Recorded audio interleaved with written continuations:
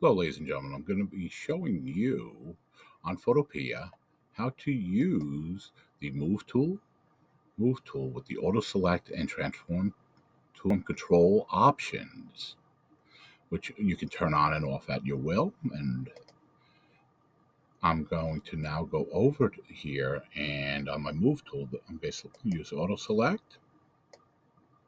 I get this one here, and I can go click on Transform, enlarge it. That way you can see it. Go to my magic wand like usual. That's keyboard shortcut W. Hit backspace. Once I've done that, I can go click on the next one here.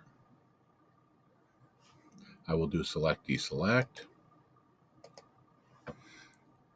Go back to my move tool. Going over here, you see it's selected this one now. Same idea as well as this one. It's selecting it. It's also enabling me to transform it. Now, should you don't like it, that is fine. Just stop using it. And one of the things is you can go click here now with the magic wand, hit backspace. Now let's try it again.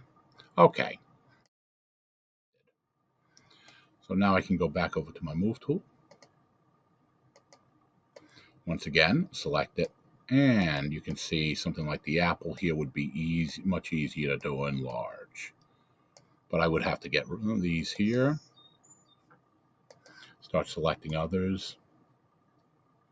With the apple, I'll finish the apple off first. I will go to my new tool here, select,